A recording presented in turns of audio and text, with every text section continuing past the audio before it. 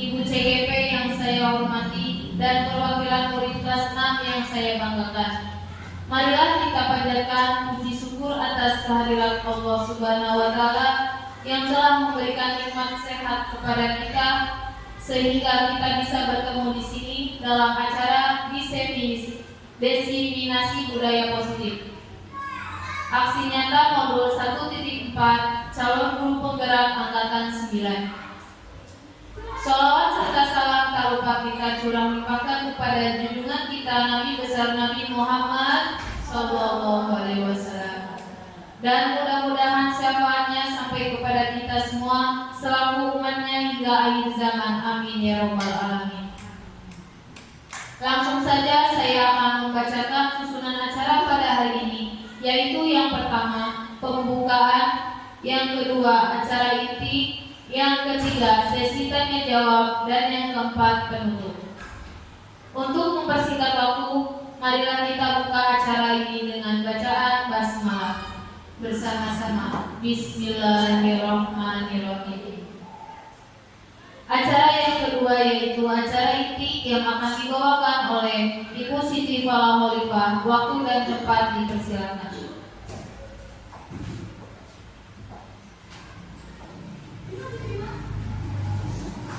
Terima kasih atas waktunya. Bismillahirrahmanirrahim. Assalamualaikum warahmatullahi wabarakatuh. Alhamdulillahirabbil alamin, wassalatu wassalamu ala asrofil anbiya'i wal mursalin wa ala alihi washabbihi ajmain. Yang saya hormati Bapak dan Ibu guru SDN 1 Kertajaya dan anak-anak ibu perwakilan dari kelas 6 yang ibu banggakan. Pertama-tama marilah kita panjatkan puji syukur kehadirat Allah Subhanahu wa Ta'ala yang telah memberikan nikmat dan karunia kepada kita sehingga kita bisa berkumpul di sini dalam rangka acara diseminasi modul budaya positif. Tak lupa sholawat serta salam marilah kita curah limpahkan kepada junjungan kita Habibana wa Nabiyana Muhammad Sallallahu Alaihi Wasallam, dan mudah-mudahan syafaatnya sampai kepada kita semua selaku umatnya hingga akhir zaman. Amin Allahumma amin. Nah, sekarang sebelumnya saya ucapkan terima kasih kepada Bapak Ibu guru yang telah menyempatkan waktunya untuk bisa hadir di acara diseminasi ini.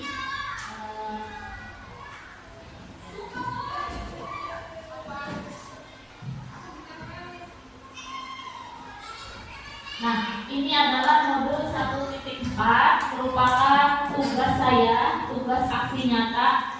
Ini modul terakhir di modul 1, yang selanjutnya nanti akan saya tempuh yaitu modul 2 dan modul 3. Nah, modul yang 1.1 ini mengulas dulu materinya sedikit. Yang 1.1 yaitu tentang filosofi pendidikan menurut Ki Hajar Dewantara. Yang modul 1.2 tentang nilai dan peran guru penggerak. Kemudian modul 1.3 yaitu visi guru penggerak yang sudah pernah kita diseminasikan juga ya 2 minggu yang lalu. Kemudian ini yang modul 1.4 yaitu budaya positif. Sebelum ke materi, saya akan membacakan dulu ini rancangan tindakan aksi nyata.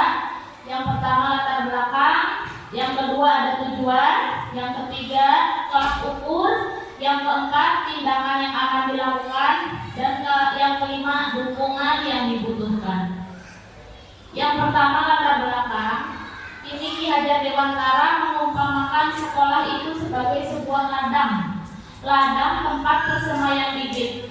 Agar bibit itu bisa berkembang secara maksimal, maka petani dapat memperbaiki kondisi tanah, memelihara bibit tanaman, memberi pupuk, memberi air, membasmi ulat-ulat atau jamur-jamur yang mengganggu hidup bibit tanaman dan lain sebagainya. Nah, dari riwayat tersebut kita dapat memahami bahwa sekolah itu diibaratkan sebagai tanah, petani itu sebagai gurunya, di mana guru harus merawat bibit yang ditanamnya supaya dapat tumbuh, supaya dapat dipanen sesuai dengan harapan kita, seperti itu.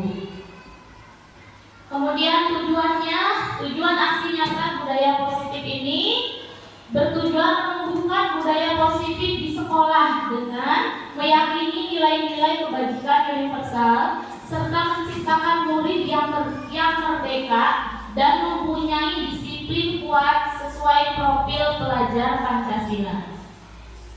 Masih ingat profil pelajar Pancasila apa saja?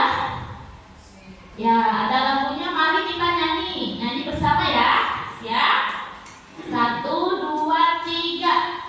Pelajar Pancasila beriman dan bertakwa pada Tuhan Yang Esa dan berakhlak mulia, berkebinekaan global, gotong royong mandiri, kreatif dan bernalar kritis. Ya, terima kasih.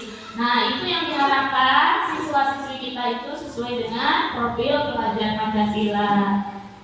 Kemudian tolak ukurnya, siswa dapat melaksanakan keyakinan kelas yang telah disepakati bersama dengan kesadaran diri dan penuh tanggung jawab serta terwujudnya kebiasaan-kebiasaan yang baik dalam diri siswa sehingga tercermin seperti tadi karakter profil pelajar Pancasila.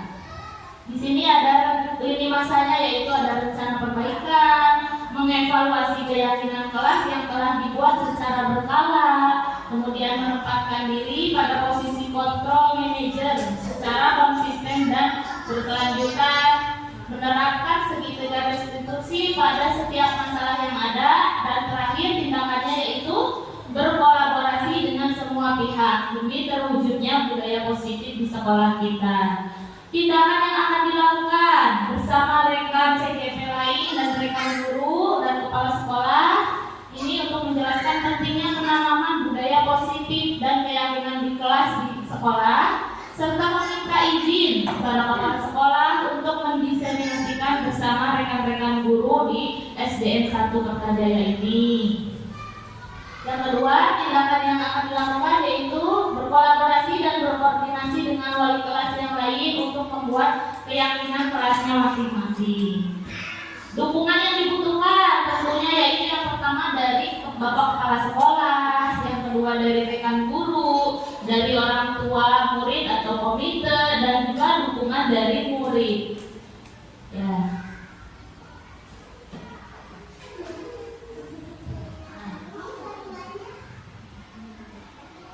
Selanjutnya langsung ke materi inti, yaitu diseminasi budaya positif modul 1.4. Menyebarkan pemahaman dan penerapan pengalaman. Diseminasi itu adalah menyebarkan pemahaman. Di sini saya tidak bermaksud untuk menggurui, bukan yang paling pintar, bukan. Di sini hanya ingin sharing, berbagi saja. Dan nanti akan berbagi juga penerapan pengalaman yang sudah saya lakukan di kelas 6. Konsep inti budaya positif.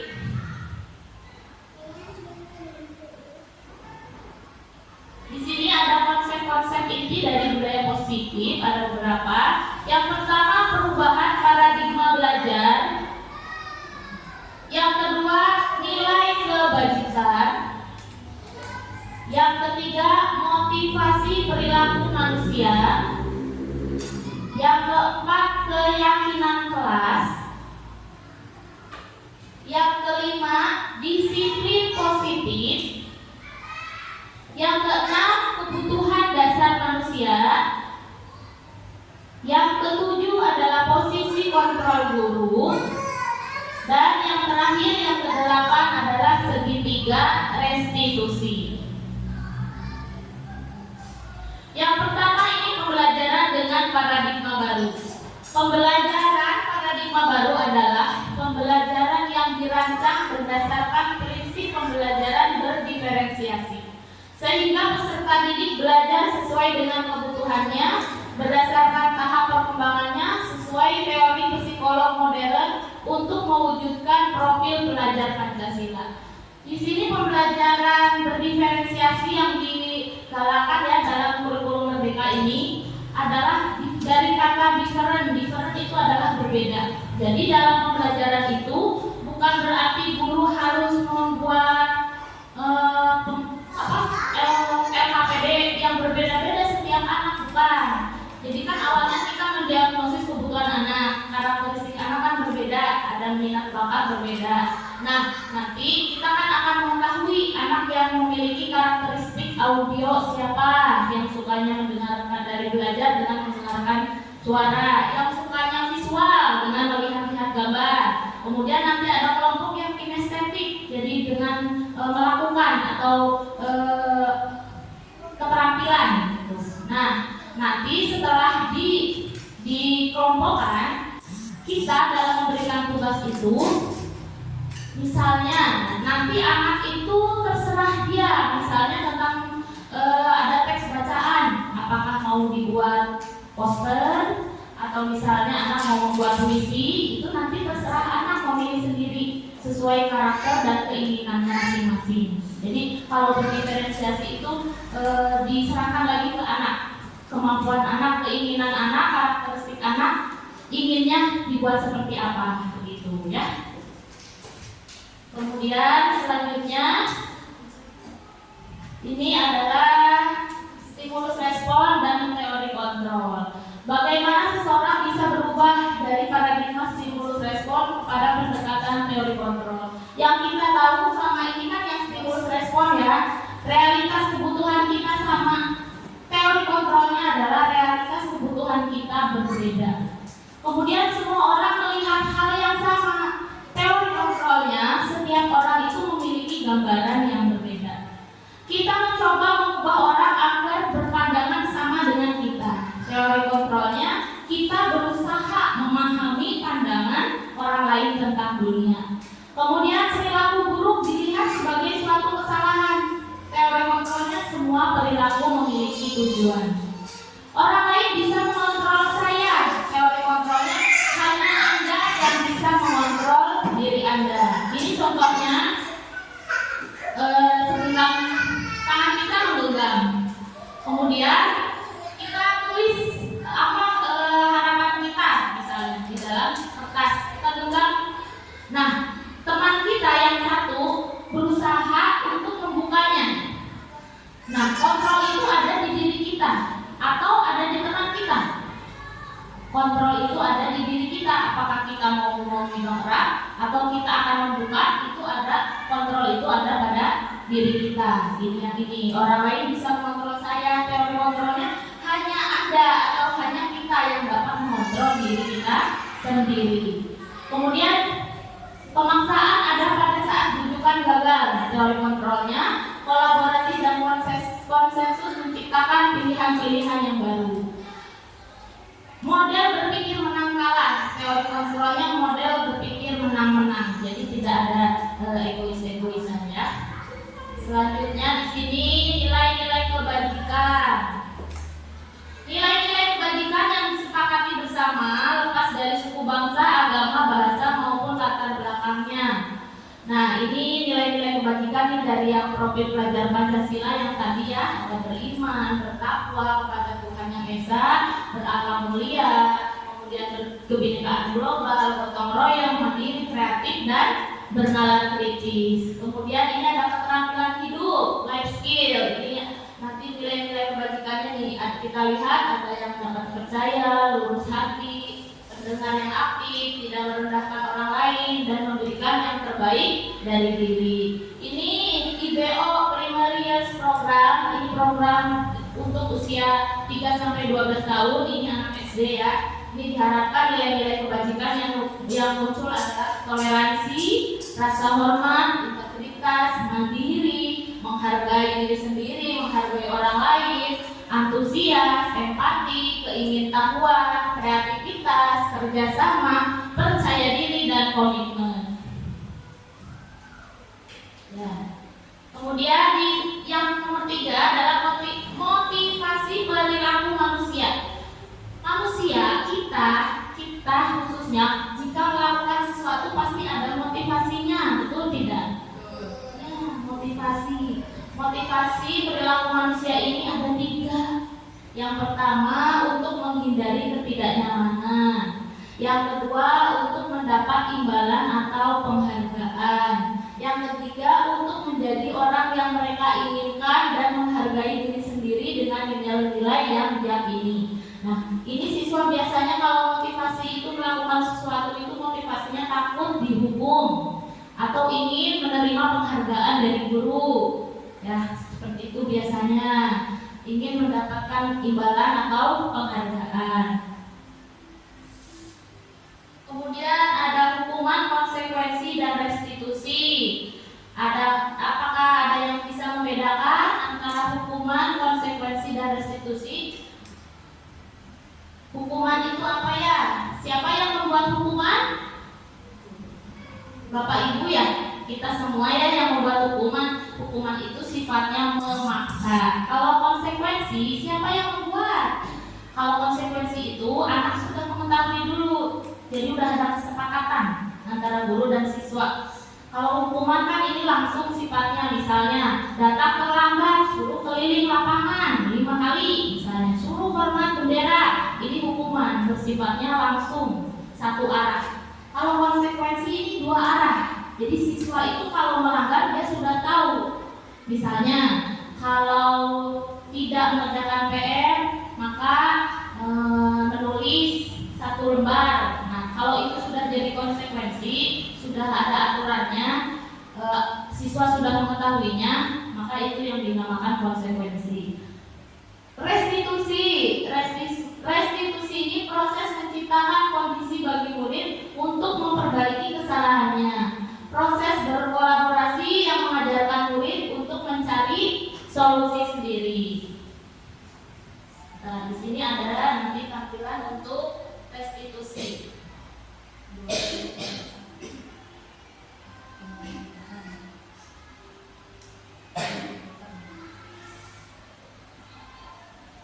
Ya, sebelumnya ingin nanya nih, tadi di awal lupa nih, budaya positif. Ya, tadi di awal. Budaya positif itu kira-kira apa? Budaya positif. Ada yang bisa menjawab? Ya, betul. Budaya positif itu tindakan yang positif. Apalagi? Ya, perilaku baik. Betul sekali. Jadi kita diharapkan nanti di sini kita itu mampu menumbuhkan tindakan-tindakan baik di sekolah kita kepada peserta didik.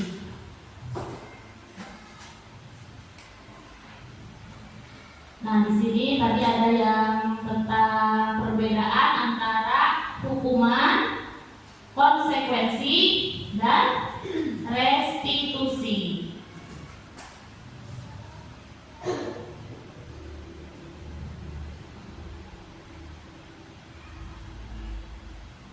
Nah, ini ada ciri-ciri restitusi. Nah, apa itu restitusi? Restitusi adalah tadi proses menciptakan kondisi bagi murid untuk memperbaiki kesalahan mereka sehingga mereka bisa kembali pada kelompok mereka dengan karakter yang lebih kuat. Ini yang sudah saya lakukan di kelas 6, membantu anak menangani masalah dengan restitusi. Ciri-cirinya, yang pertama, bukan untuk menebus kesalahan restitusi itu, tapi namun untuk belajar dari kesalahan. Yang kedua, untuk memperbaiki hubungan. Misalnya di kelas yang tadinya dengan temannya dibully, nanti kita bantu supaya dapat memperbaiki lagi hubungan dengan temannya. Yang ketiga, tawaran. Restitusi sebuah tawaran, bukan paksaan. Yang keempat, restitusi menuntun untuk melihat ke dalam diri. Yang kelima, restitusi mencari kebutuhan dasar yang mendasari tindakan. Yang keenam, restitusi diri adalah cara yang paling baik. Yang ketujuh, restitusi fokus pada karakter, bukan tindakan. Yang kedelapan, restitusi fokus pada solusi. Dan yang kesembilan, restitusi mengembalikan murid yang berbuat salah pada kelompoknya. Ya, kemudian kita Kita lanjutkan lagi. Ini tadi hukuman ya. Hukuman itu sifatnya tidak direncana. Karena guru yang membuat peraturan hukuman itu, contohnya peraturan-peraturan di kelas, misalnya tidak membuang sampah sembarangan, tidak boleh datang terlambat, itu hukum peraturan. Kemudian murid tidak tahu apa yang akan terjadi atau tidak dilibatkan. Peraturan itu, hukuman itu bersifatnya satu arah dan berupa hukuman fisik atau psikis. Yang kedua, ini konsekuensi terencana atau disepakati. Jadi sebelumnya sudah disepakati dengan siswa terlebih dahulu. Jika melanggar maka konsekuensinya seperti ini. Gitu. Kemudian murid tetap dibuat tidak nyaman. Sikap guru selalu memonitor murid. Nah, ini yang diharapkan kita adalah yang restitusi, tidak memberikan hukuman jika anak salah. Kemudian konsekuensi itu kurang baik, dan yang paling baik adalah restitusi, membantu anak menyelesaikan masalah. Ini proses menciptakan kondisi bagi murid untuk memperbaiki kesalahannya ya, dan proses berkolaborasi yang tadi. Jadi diharapkan nanti ada contohnya, ada segitiga restitusi yang sudah diterapkan kelas 6. Karena tugasnya ini adalah tugas saya. Dulu saya bukan skenario tapi real. Permasalahan yang ada di kelas 6 dulu adalah Sri dan Caki ya, nanti kita lihat ada videonya.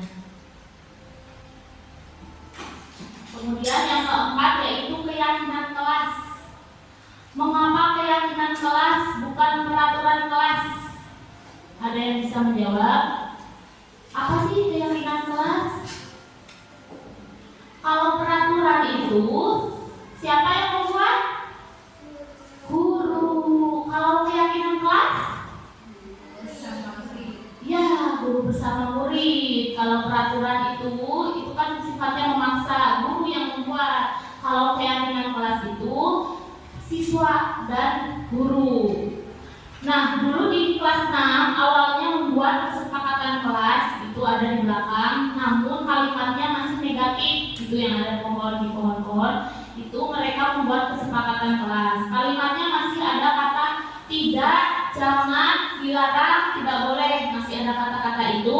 Kemudian saya rubah setelah saya belajar di sini di CGP ini, saya membuat keyakinan kelas. Keyakinan kelas ini alhamdulillah sudah pada paham, jadi tidak lagi menggunakan, tidak ada kalimat negatifnya, tidak ada kata-kata jangan, tidak boleh, dilarang, itu sudah tidak ada. Misalnya jangan membuang sampah sembarangan, dirubah ke kalimat positifnya jadi apa ya? Membuang sampah pada tempatnya gitu. Kemudian misalnya ada yang nakal sama temannya, misalnya membuli teman, tidak boleh membuli teman. Kita rubah ke keyakinan kelasnya menjadi kalimat positif bagaimana? Ya, menghargai teman atau menyayangi teman. Nah, itu yang sudah diterapkan, itu ada di sana, sudah dipajang dulu. Setiap anak menuliskan satu di sticky note, ditempel. Kemudian anak itu diharapkan tidak hanya mengerti, tapi diyakini di dalam hati karena dia sendiri yang menulisnya. Itu yang diharapkan. Kemudian ini ada lebih jelasnya lagi ya, ada tentang keyakinan kelas.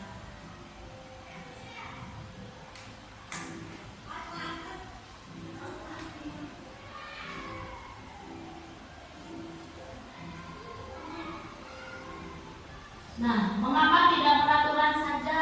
Mengapa harus keyakinan kelas di sini? Mengapa kita memiliki peraturan harus menggunakan helm bila mengendarai kendaraan roda 2? Supaya apa? Kalau memakai helm menjaga keselamatan. Biasanya karena takut ditilang. Nah, dengan adanya keyakinan kelas ini, diharapkan itu akan tertanam. Kita jadi terbiasa kemana-mana menggunakan helm tanpa disuruh, karena demi keselamatan. Kemudian mengapa kita memiliki peraturan 3M? Menggunakan masker, mencuci tangan, dan menjaga jarak 1,5 meter. Ini nilai kebajikannya apa? Kalau menggunakan masker, kalau tadi kan memakai helm untuk keselamatan. Kalau menggunakan masker untuk apa ya? Kesehatan, betul, untuk menjaga kesehatan. Itu nilai kebajikannya. Mengapa kita memiliki peraturan harus datang tepat waktu pada saat mengikuti pelatihan? Nilai kebajikannya apa ya? Kalau datang tepat, harus datang tepat waktu. Disiplin, betul sekali, harus disiplin. Nah, untuk mendukung motivasi intrinsik kembali ke nilai-nilai atau keyakinan lebih menggerakkan seseorang dibandingkan mengikuti peraturan-peraturan.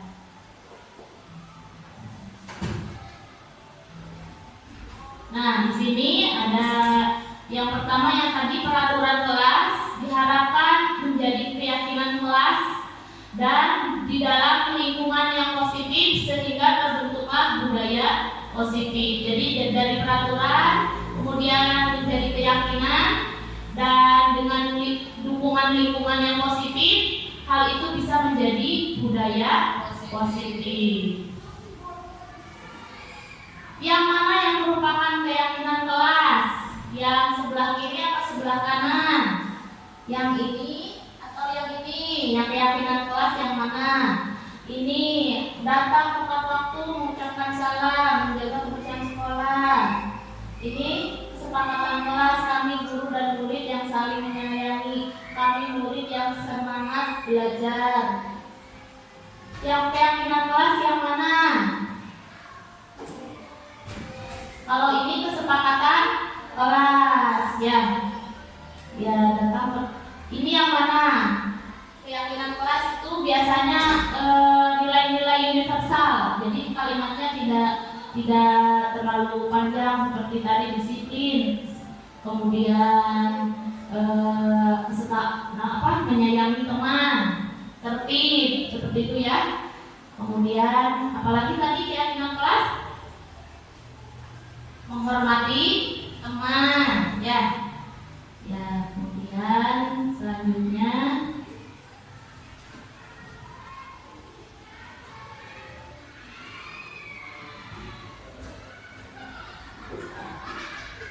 ini nanti ada topik penerapan segitiga restitusi yang sudah saya laksanakan. Nanti kita akan melihat karena ada tahapannya. Keyakinan kelas ini sudah tadi ya, bersifat abstrak, berupa pernyataan universal, dibuat dalam pernyataan positif, sedikit agar mudah diingat, disesuaikan dengan kondisi kelas atau sekolah, dan keterlibatan semua warga. Ini nilai keyakinan yang tadi memakai helm, yaitu untuk keselamatan keyakinannya, memakai masker, kesehatan, datang tepat waktu, kedisiplinan, tidak membuli teman, menghormati atau menyayangi teman. Nah, di sini ada peraturan dan keyakinan kelas. Kita nanti bisa membedakan nih. Kalau peraturan selalu kembalikan buku ke tempatnya. Nah, ini keyakinan kelasnya apa? Tanggung jawab. Dilarang mengganggu orang lain, menghormati orang lain, hadir di sekolah 15 menit sebelum pembelajaran dimulai, menghormati orang lain atau berkomitmen. Dilarang melakukan kekerasan, keselamatan atau menghormati orang lain. Dilarang menggunakan narkoba, kesehatan, sama ya, dilarang merokok, juga kesehatan. Bergantian atau menunggu giliran, menghormati orang lain atau bersabar. Gunakan masker, kesehatan dan keselamatan. Jangan berlari di kelas atau koridor untuk keselamatan dan keamanan. Ya. Kemudian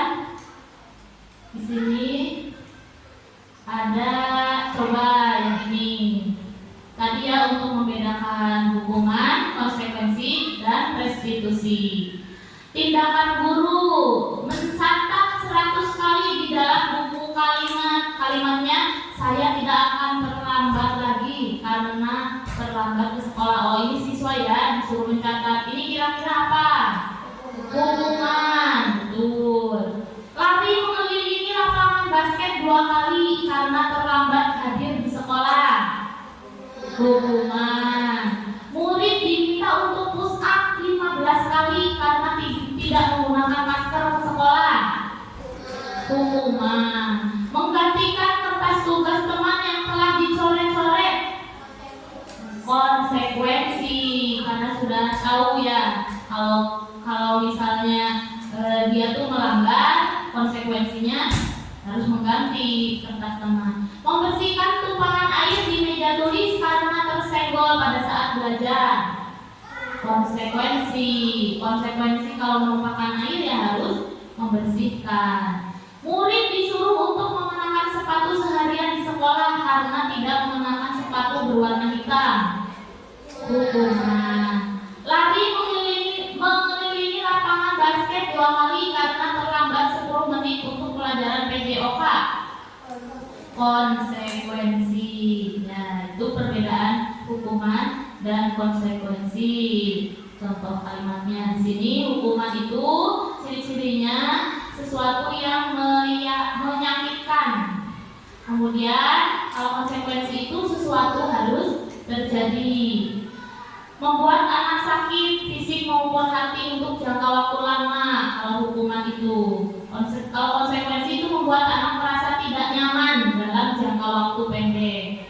Hukuman, anak membenci kedisiplinan. Kalau konsekuensi, anak menghargai disiplin.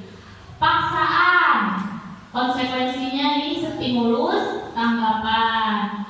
Mendorong anak menyakiti diri sendiri, mendorong anak agar mudah menyesuaikan diri. Konsep diri yang buruk, konsep diri yang baik. Anak belajar untuk menyembunyikan kesalahan, anak belajar untuk mematuhi peraturan. Marah, rasa bersalah, dipermalukan, merasa tak dihargai. Konsekuensi ini kehilangan hak, dibuat tidak nyaman, diasingkan untuk sementara. Nah, ini identitas gagal merubah identitas gagal menjadi identitas sukses. Dari hukuman, konsekuensi itu ke restitusi. Kalau hukuman sifatnya negatif, konsekuensi sifatnya netral. Kalau restitusi itu sifatnya positif. Restitusi sifatnya positif ya. Restitusi merupakan pilihan, menguatkan untuk murid atau anak dalam jangka waktu panjang. Korban mendapatkan ganti, murid atau anak mendapatkan penguatan, masalah terpecahkan, murid belajar bertanggung jawab untuk perilakunya, fokus pada pemecahan masalah dalam jangka waktu panjang. Kemudian ini kata-katanya kalau hukuman, kamu harus bla misalnya. Nah, kalau konsekuensi, mampukah kamu melakukannya? Itu, terima kasih. Kalau restitusi, apa yang kamu yakini? Apa yang bisa kamu lakukan untuk memperbaiki masalah ini? Seperti itu kata-katanya. Nah, ini yang untuk hukuman, murid anak membenci peraturan. Kalau konsekuensi, murid anak menghormati peraturan. Kalau restitusi, murid anak menghormati dirinya sendiri dan orang lain. Kemudian selanjutnya disiplin positif. Disiplin positif. Disiplin positif. Diana menyatakan bahwa arti dari kata disiplin berasal dari bahasa Latin disiplina yang artinya belajar. Disiplin mengacu pada disiplin diri yang memiliki tanggung jawab atas apa yang dilakukannya berdasarkan nilai yang diyakini.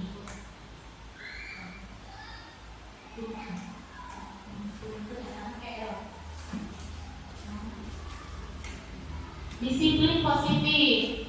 Sebagai pendidik, tujuan kita adalah menciptakan peserta didik L di tengah ini L. Sebagai pendidik, tujuan kita adalah menciptakan peserta didik yang memiliki disiplin diri sehingga berperilaku mengacu pada nilai kebajikan dan tumbuhnya motivasi intrinsik yang membuat terjadinya perubahan perilaku ke arah yang lebih baik. Nah, yang keenam di sini adalah kebutuhan dasar manusia. Nih, lihat gambarnya, ada apa saja kebutuhan dasar manusia? Banyak sekali ya. Tuh gambar rumah, gambar baju, gambar piring, sendok, gambar minum. Nah, ini kebutuhan dasar manusia. Kebutuhan dasar manusia adalah segala sesuatu yang kita butuhkan untuk mendapatkan apa yang kita inginkan. Seluruh tindakan yang kita lakukan ini mempunyai tujuan tertentu dan semua usaha terbaik yang kita lakukan adalah dalam rangka agar kebutuhan dasar kita terpenuhi dengan baik. Nah, ada berapa kebutuhan dasar manusia, Bapak Ibu? Ada lima kebutuhan dasar manusia. Yang pertama apa?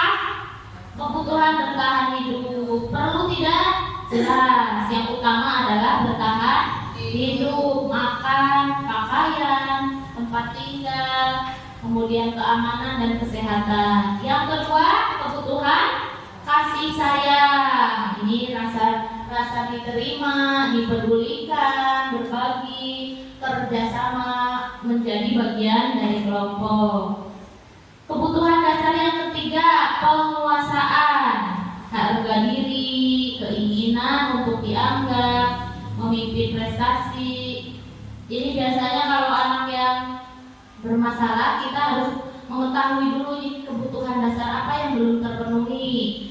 Misalnya kalau di rumahnya mungkin kurang kasih sayang, anaknya di sekolah jadi yang aktif banget, kemudian ke temannya suka membuli. Nah, itu kita telusuri dulu kebutuhan dasar mana yang belum anak penuhi. Kebebasan yang keempat adalah kebutuhan dasar kebebasan. Di sini ada mandiri, memiliki pilihan, mencoba hal baru dan mampu mengendalikan arah dirinya. Yang terakhir ini kebutuhan dasar manusia adalah kesenangan, bermain, humor, antusiasme dan tertawa. Kalau ibu bapak guru kebutuhan kesenangannya berbeda. Ada yang suka shopping, belanja online atau ke Jogja, itu beda-beda. Kalau kesenangannya itu berbeda-beda. Kemudian selanjutnya adalah nomor 7, 5 posisi kontrol guru. Yang pertama apa? Posisi apa? Penghukum. Yang kedua, pembuat rasa bersalah. Ketiga, teman. Keempat, pemantau. 5, manajer. Kita ada di posisi yang mana? Nanti kita bisa kita bisa melihat nih, kita nanti ada di posisi yang mana. Penghukum ini biasanya kalau misalnya anak terlambat, misalnya hormat pada bendera selama 1 jam, ini posisi penghukum. Berapa kali ibu bapak memberitahu kamu selalu mengecewakan ibu, kamu kan sudah janji sama ibu. Nah, ini posisinya pembuat rasa bersalah. Ini nanti anak pasti akan merasa bersalah. Kemudian, ayo dong ikuti aturan sekolah. Tolonglah bantu ibu bapak sekali ini ya. Tolonglah bantu ibu misalnya. Nah, ini kalau ada kata ayo kayak gitu, ini posisinya adalah sebagai teman. Ya, kedekatan kita dengan anak. Kemudian kamu tahu sudah melanggar peraturan sekolah. Kamu tahu kan konsekuensinya? Setelah ini nanti sepulang sekolah, kamu pergi beli atribut, jangan diulangi lagi. Ini kalau anak misalnya atributnya tidak lengkap.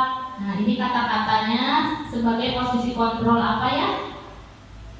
Yang keempat, pemantau, betul, posisi pemantau. Yang kelima, ini kata-katanya adalah apakah kamu tahu kira-kira kesalahanmu? Lalu bagaimana kamu memperbaiki kesalahanmu? Nah, ini adalah posisi manajer. Ini posisi yang diharapkan kita sebagai guru harus ada di posisi manajer, menjadi teman juga bagus, tapi yang paling bagus adalah posisi manajer. Nah, di mana kita bisa membantu anak menyelesaikan masalah dengan pertanyaan yang membuat anak itu nanti akan bercerita sendiri kesalahannya apa, seperti itu.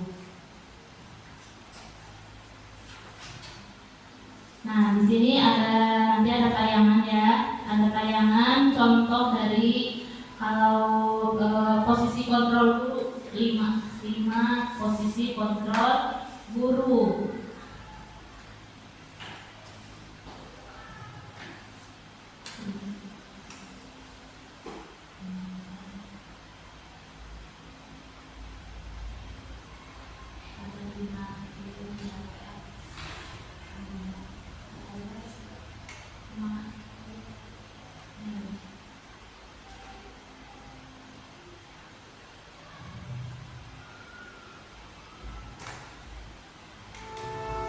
Do you want to make a great impression on your customers?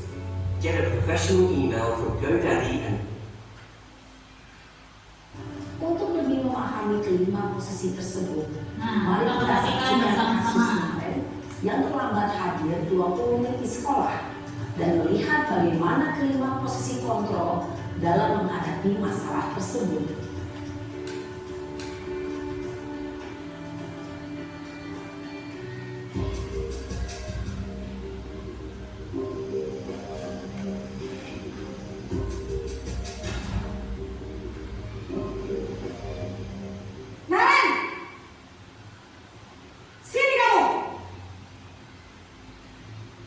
Selamat pagi, Bu.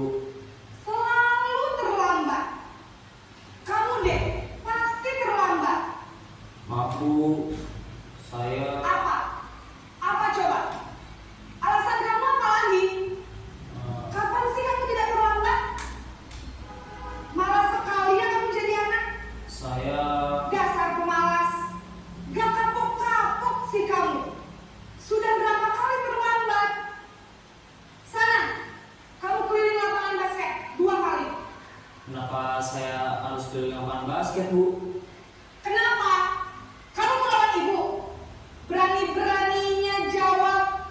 Sudah terlambat, masih berani jawab pula. Sekarang, keliling lapangan basket 5 kali sekalian. Biar kapok. Cepat. Pergi sana ke lapangan basket. Posisi penghukum biasanya berbicara dengan nada tinggi, menghardik, menunjuk-nunjuk, menyakiti, dan menyindir. Hukuman bisa berupa fisik maupun psikis. Ibu dan bapak guru hebat. Dampak yang terjadi pada murid ketika guru berada pada posisi penghukum adalah murid cenderung akan memberontak, bahkan menyimpan dendam.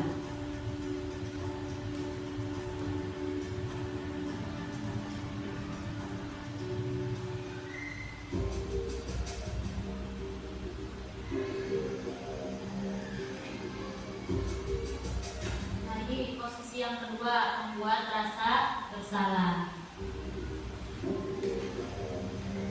Naren!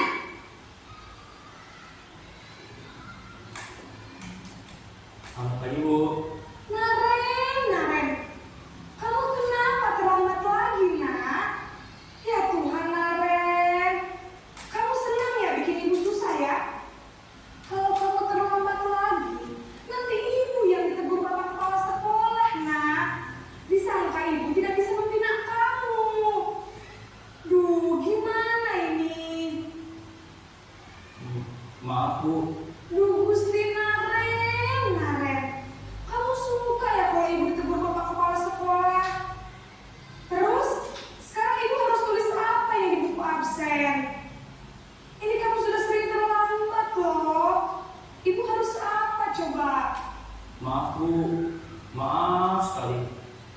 Ya sudah, lain kali jangan bikin ibu susah lagi ya nak ya. Ibu tidak akan kuat lagi kalau kamu begini terus. Bisa jantungan kalau ibu tegur bapak kepala sekolah. Sana cepat ke kelas. Maaf ya Bu, maaf sekali. Posisi pembuat rasa bersalah berbicara dengan nada tenang, cenderung lembut. Namun kata-kata yang diutarakan membuat murid merasa menjadi orang yang gagal, memandang buruk dirinya sendiri, merasa tidak berharga, dan tidak sanggup membahagiakan orang lain. Ketika guru mengambil posisi pembuat rasa bersalah, murid akan menganggap dirinya yang bersalah dan ia akan menyimpan emosi negatif tersebut di dalam dirinya. Nah, ini posisi yang ketiga adalah posisi teman. Nanti kita bisa melihat ya posisi mana yang paling bagus. Naren!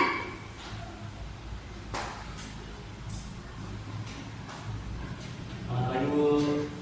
Wah, sudah jam berapa ini nak? Terlambat lagi ya sayang. Iya Bu, habis ibu saya lupa membangunkan saya Bu.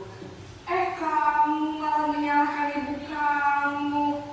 Kamu bukannya anak yang larinya paling kencang. Kok terlambat sih? Iya Bu, saya memang terlambat bangun tadi. Jadi biarpun saya lari kencang, tetap nggak kekejar Bu. Ya sudah sana. Nanti lain kali larinya lebih kencang lagi ya. Biar gak terlambat lagi. Bikin seneng ibu. Demi ibu. Bisa kan? Bisa Bu. Ya sudah sana masuk kelas. Ibu beresin urusan absen kamu. Kamu ini ada-ada saja.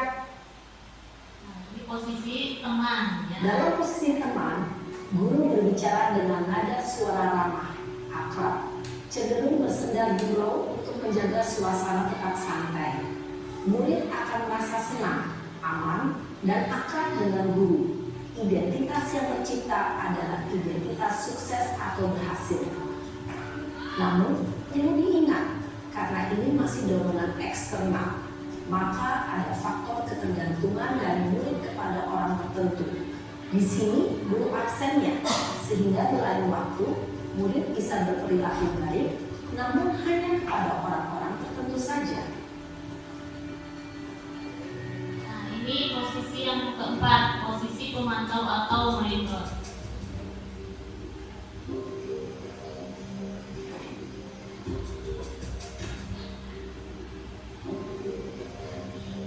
Naren!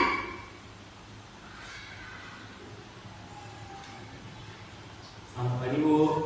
Naren, apa peraturan sekolah kita tentang jam berapa kita harus masuk sekolah, nak?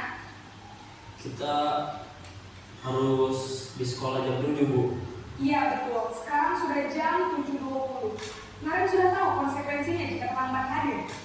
Paham Bu, saya harus tinggal kelas pas jam istirahat selama 20 menit. Iya benar, konsekuensinya demikian. Jadi nanti jam 9.30 pas istirahat, kamu harus tinggal di kelas, kerjakan tugas tambahan untuk ketertinggalan kamu, ya? Baik Bu. Posisi pemantau mengandalkan penghitungan atau data untuk mengontrol murid.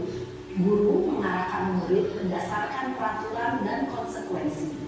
Seorang pemantau menunjukkan bahasa tubuh dan ekspresi wajah yang datar dan cenderung formal. Nah, ini posisi yang kelima, posisi manajer. Kita lihat.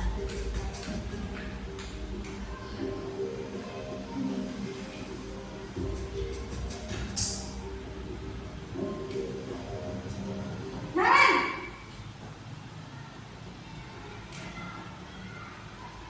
Selamat pagi Bu. Selamat pagi Naren.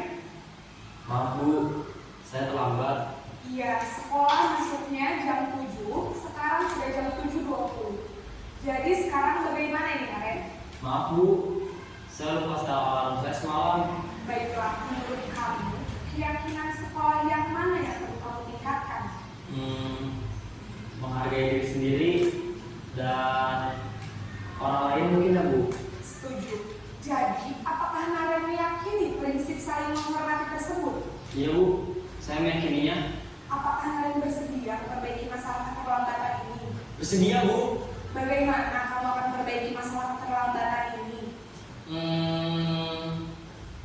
Saya akan coba untuk tidak lupa menyetel alarm saya Bu. Baik, kalau Naren lupa menyetel alarm di rumah, ada orang yang kira-kira bisa bantu mengingatkan tidak? Ada Bu, kakak saya, Kak Emma. Ada lagi selain Kak Emma? Selain Kak Emma, ada ibu saya. Baik, jadi yang mengingatkan Naren adalah Kak Emma dan ibu kamu ya? Kira-kira akan mulai set alarm kapan nih Naren? Setelah pulang sekolah, akan segera saya lakukan. Baik, jadi Naren akan setel alarm untuk bangun besok pagi dan akan diingatkan oleh kakak dan ibunda Naren ya.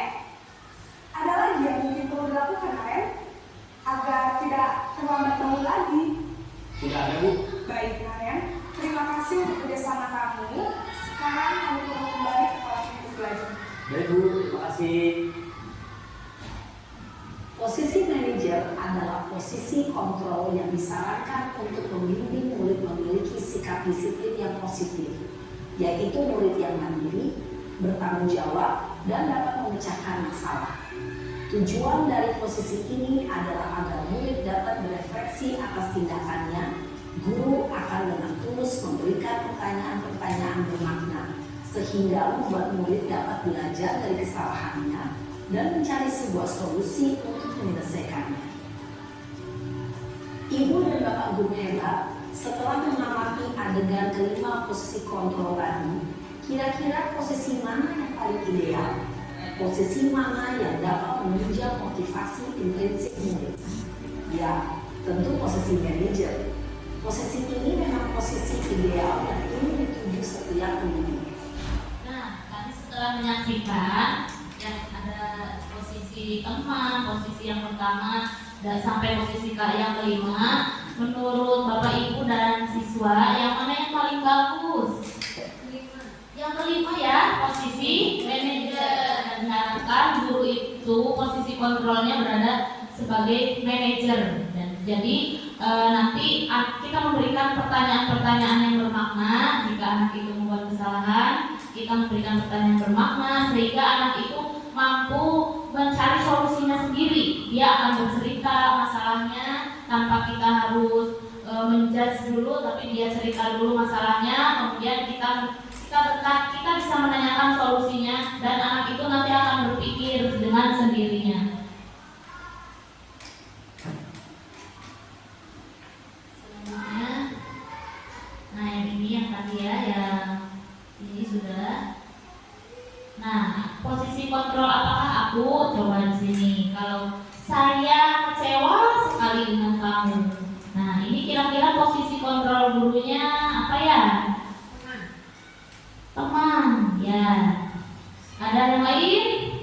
Kamu mengecewakan ibu. Posisi apa ya? Misalnya nih, tadi ada yang misalnya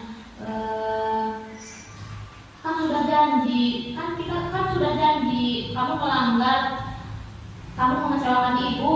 Itu posisi apa? Membuat rasa bersalah, ya, membuat rasa bersalah. Ini pasti nanti anak akan merasa bersalah sudah mengecewakan ibu gurunya dengan tindakan yang dilakukannya.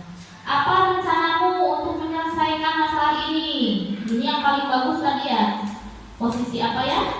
Manajer. Jadi anak nanti berpikir sendiri rencana untuk menyelesaikan masalahnya kira-kira apa saja.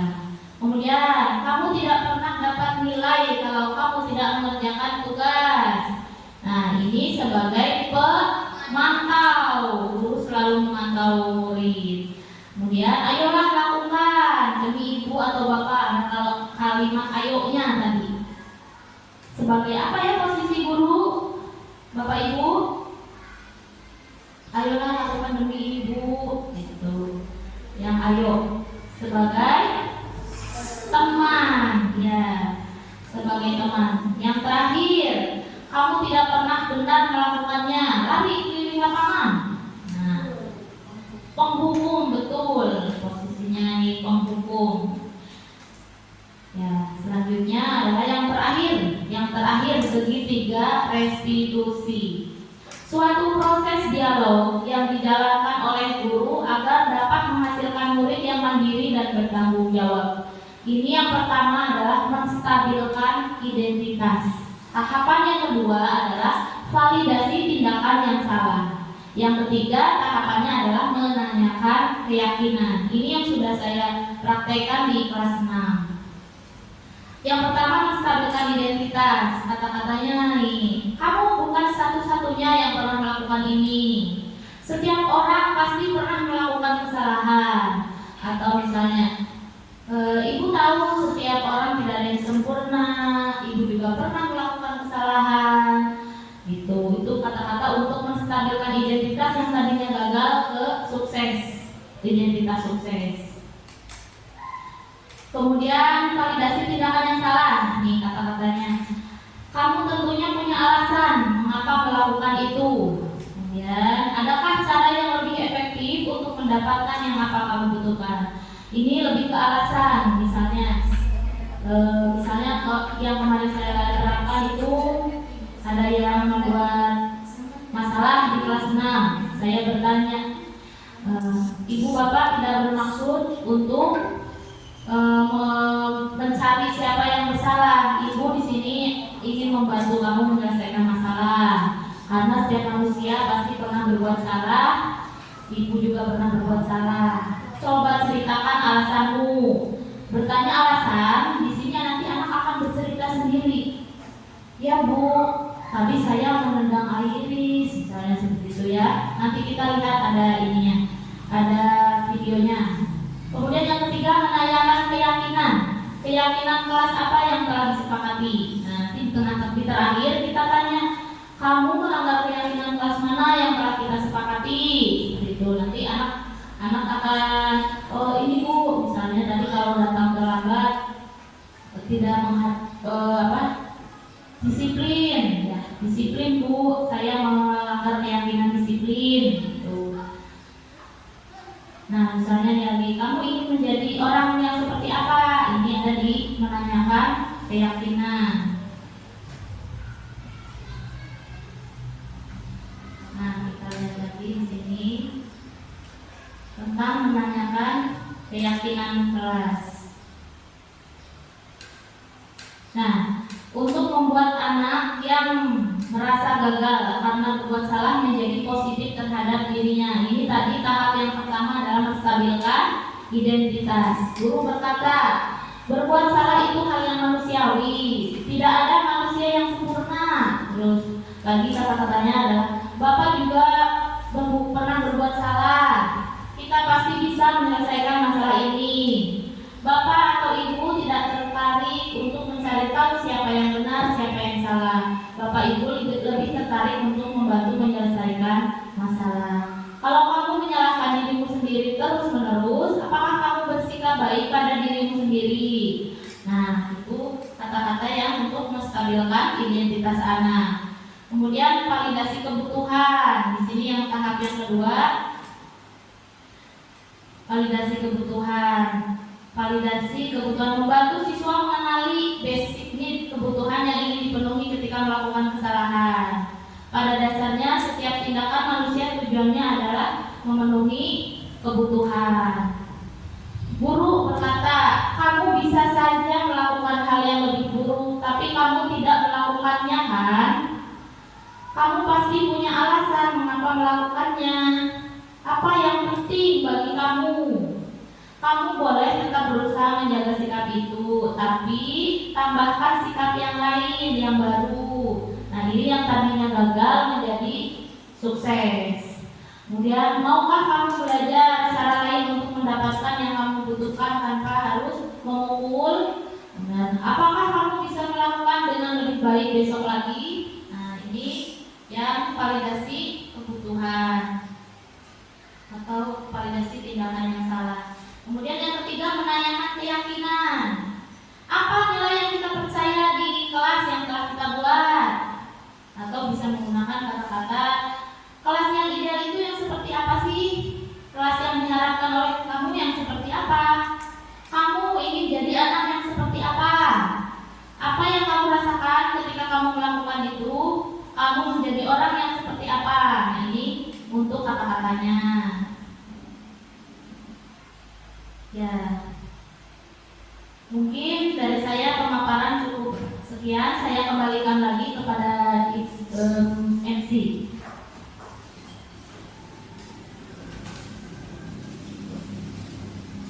Terima kasih atas pemaparannya sehingga kita bisa termotivasi untuk membuat keyakinan kelas di kelas masing-masing dan menerapkan segitiga restitusi kepada siswa. Acara yang ketiga yaitu sesi tanya jawab. Waktu dan tempat saya serahkan kepada Ibu Siti Fauzia. Ya, terima kasih kepada Ibu MC. Sekarang adalah sesi tanya jawab, sesi yang terakhir. Apakah ada yang akan bertanya? Boleh menanyakan apa saja. Kita sharing ya. Dari Ibu MC, jika ada yang mau bertanya juga boleh ya, karena kita di sini sama-sama. Ada yang mau bertanya tidak?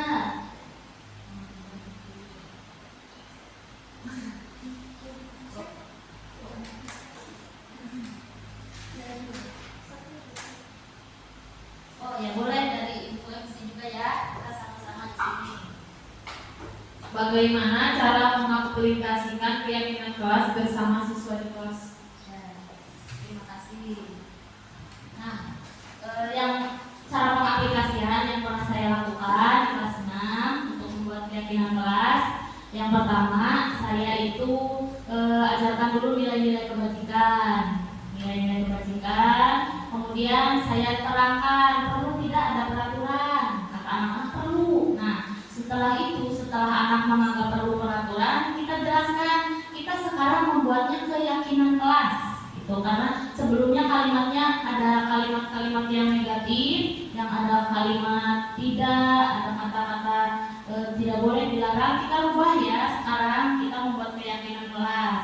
Nanti di anak dibagi sticky note satu-satu.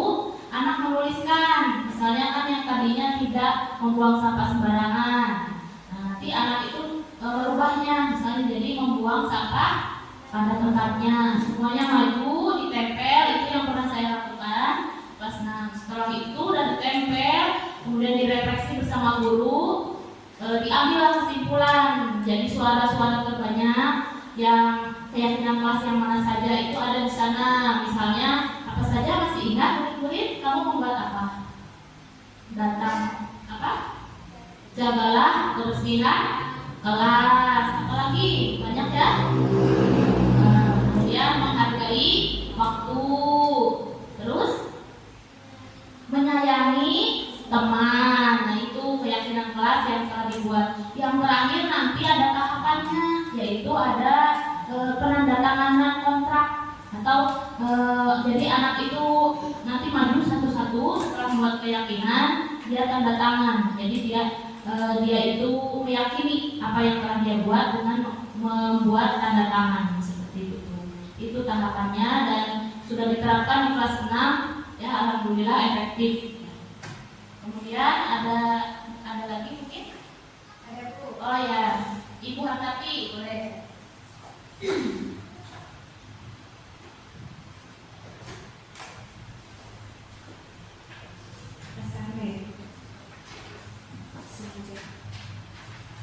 Assalamualaikum warahmatullahi wabarakatuh. Waalaikumsalam warahmatullahi wabarakatuh. Terima kasih atas kesempatannya. Setelah tadi mendengarkan paparan tentang segitiga apa tadi? Restitusi ya, pada sesi terakhir, saya ingin menanyakan apakah dalam segitiga restitusi itu tahapannya harus lengkap dan berurutan? Itu mungkin yang saya tanyakan. Terima kasih kepada Ibu Hartati. Nah, untuk segitiga restitusi ini tahapannya kan tadi 3 ya. Yang pertama adalah menstabilkan identitas, yang kedua validasi tindakan yang salah, nah yang ketiga menanyakan keyakinan. Ya, jadi ketiga tahapan ini harus ada. Tidak bisa kita langsung dari tahap 2 terus atau kita mulai dari tahap 3 dulu. Jadi harus berurutan dari tahap 1 karena nanti kita misalnya bertanya dulu nih dari identitas yang anak yang gagal, keadaan yang sukses, terus tahapan yang keduanya menanyakan alasan. Nah, tahapan terakhir adalah menanyakan keyakinan. Nah, itu jadi tahapannya harus berurutan. Di sini saya akan menampilkan contohnya ya yang sudah dilakukan di kelas 6. Praktek penerapan segitiga restitusi. Ini permasalahan di kelas 6. Kasus yang pertama, ini Sri membuat grup WhatsApp khusus teman-temannya di kelas 6. Namun ada beberapa murid yang tidak dimasukkan ke dalam grup, sehingga ada orang tua yang tidak terima anaknya tidak ikut dimasukkan ke dalam grup. Nanti ada tahapannya ya, kita saksikan ini contohnya.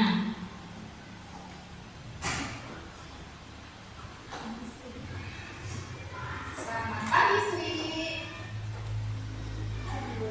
Gimana kabarnya? Udah sarapan belum? Udah. Semoga kita selalu sehat ya.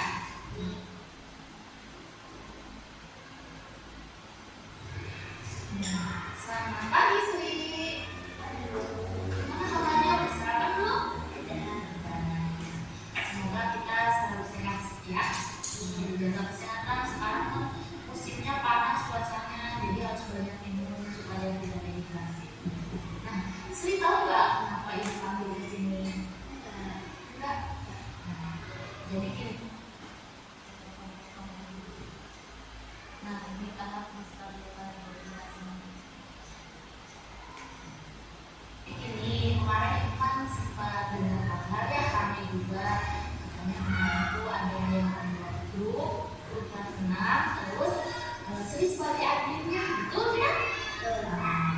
Nah, jadi masalahnya kan ada orang tua yang tidak terima karena anaknya nggak dimasukin ke grup. Itu yang menjadi masalah ya. Betul tidak? Ada yang orang tua yang anaknya tidak. Nah, kalau menurut Sri itu perbuatan teman ya, itu perbuatan baik atau tidak? Tidak. Karena gini, setiap manusia kan pasti juga pernah melakukan kesalahan. Ibu juga sama, ibu sering melakukan kesalahan. Sri kemarin melakukan kesalahan. Nah, di sini ibu tidak tahu siapa yang salah tidak. Ibu hanya ingin memahami, ibu ingin membantu Sri menyelesaikan masalah ya. Ya. Sri pasti punya alasan nih, ibu ingin dengar alasan Sri. Kenapa membuat grup? Biar bisa komunikasinya sama bagus. Nah, ini sangat yang siap. Terus, kenapa tidak semuanya dimasukkan ke dalam grup? Karena nggak punya nomornya. Nggak punya nomornya, nggak punya HP yang lain. Itu khusus anak-anak. Oke. Nah, ibu ingin tanya siapa yang tidak dimasukkan ke dalam grup? Siapa aja? Ada banyak. Siapa aja? Ada Susi,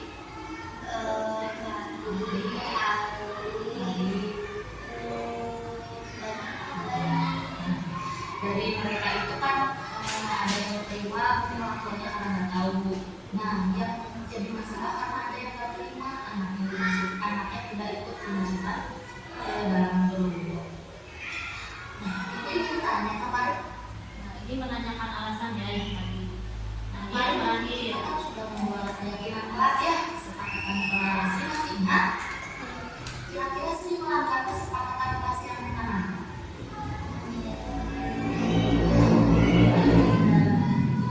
Semangat dan menyayangi, tidak menghargai atau pilih-pilih ya.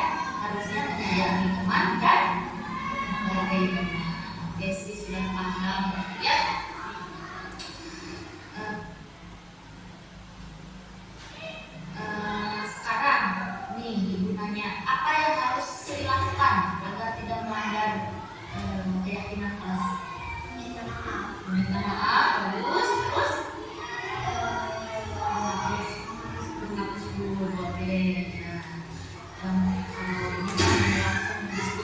ngobrol di kelas sama temennya, kalau mau ngumpulin tugas atau apa.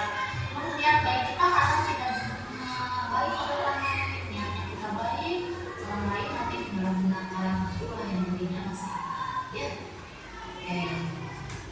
Nah, kira-kira kapan sih akan melakukan apa yang diutarakan tadi? Meminta maaf, hari ini, alhamdulillah, Sri akan minta maaf sama teman-teman yang tidak masukkan grup dan akan menghapus grupnya ya. Oke, terima kasih Sri. Ibu yakin Sri itu anak baik, anak pintar, anak soleha, bisa membanggakan orang tua, ya bisa menjadi pribadi yang lebih baik. Terus ibu dong. Ses, nah itu contoh yang sudah saya terangkan. Tapi saya tidak bilang ini itu ada tugas, tapi saya langsung aplikasikan di kelas.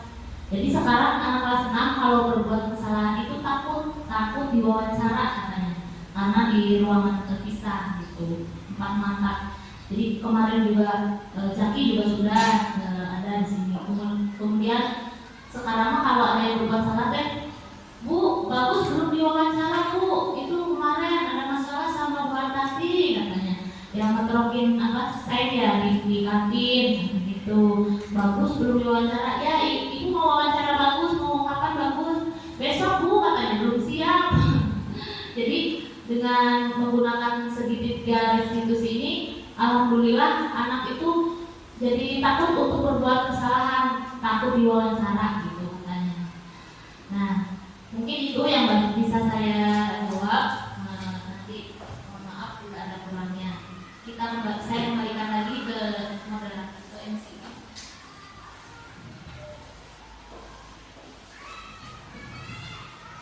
Terima kasih atas pertanyaan dan jawaban. Semoga dengan sesi tanya jawab tadi bisa membuat kita bertambah paham dan yakin dengan penerapan